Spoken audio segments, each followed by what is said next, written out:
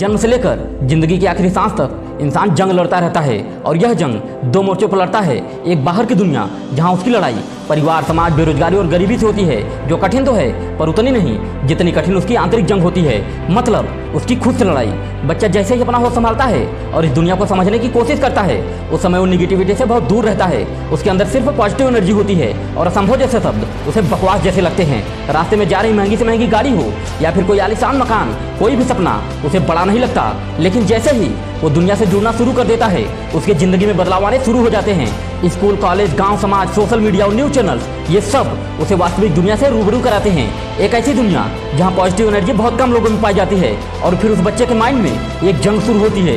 ये जंग होती है उसकी वास्तविक सोच और दुनिया के द्वारा दी जा रही सोच के विरुद्ध, और इस जंग का नतीजा ही उसका फ्यूचर तय करता है और यह निश्चित करता है कि वह भीड़ का हिस्सा बनेगा या फिर भीड़ का नेतृत्व करेगा। याद रखना, जो बच्चे दुनिया की भीड़ में खो जाते हैं वो अपनी प्रतिभा, अपनी काबिलियत के साथ कभी न्याय नहीं कर पाते और अपनी जिंदगी का रिमोट खुद के हाथों में लेने के बजाय दूसरे के हाथों में थमा देते हैं। और दूसरी तरफ कुछ बच्चे ऐसे भी होते हैं जो सिर्फ और सिर्फ अपने दिल की सुनते हैं और बाहर की दुनिया का उन पर कोई असर नहीं होता।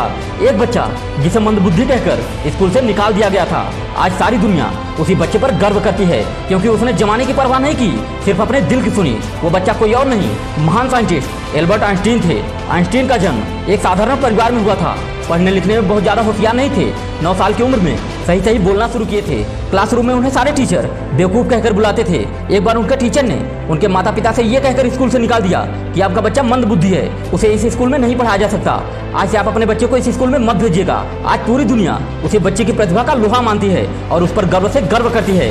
जहाँ सामान्य लोग अपने माइंड का 1 से 2% ही इस्तेमाल कर पाते हैं, वहीं आइंस्टीन ने अपने ब्रेन का 13% यूज कर ऐसे ऐसे आविष्कार कर डाले जिसकी बदौलत आज पूरे मानव जात का तरीका ही बदल गया। अब आप खुद सोचो कि जिस बच्चे को मंदबुद्धि कहा गया था, उसकी मौत के बाद भी 200 सालों तक उसके ब्रेन पर वैज्ञानिक रिसर्च करते रहे कि कैसे उन्होंने अपने माइंड का इतना इस्तेमाल कर लिया। हम सब कितने प्रतिभा के धनी हैं जब अपने माइंड का सिर्फ 1 से 13% इस्तेमाल करके ही आज बड़ी बड़ी उपलब्धियां हासिल कर लेते हैं। तो सोचो, अगर हमने अपने माइंड का पूरा इस्तेमाल कर लिया तो क्या होगा। आज दुनिया में जितने भी सफल लोग हुए हैं, उन्होंने कभी भी अपने वास्तविक सोच से समझौता नहीं किया। आप जैसे भी हैं अपने आप में संपूर्ण है। दूसरों में कुछ मत खोजो, बस खुद के अंदर झांक कर देखो। आपके हर समस्या का समाधान कहीं और नहीं, आपके अंदर ही छुपा है। याद रखना दोस्त कि अगर हमने अपने आप को जीत लिया तो दुनिया की हर जंग हमारे सामने फीकी पड़ जाएगी। तो मेरे दोस्त, आज से एक जंग लड़ना शुरू करो और चिल्ला कर कहो कि एक युद्ध खुद के विरुद्ध। दोस्तों, अगर ये वीडियो पसंद आया हो तो वीडियो को लाइक, शेयर, कमेंट जरूर करें। फिर मिलेंगे ऐसे ही किसी जोरदार मोटिवेशन के साथ। तब तक के लिए जय हिंद, जय भारत।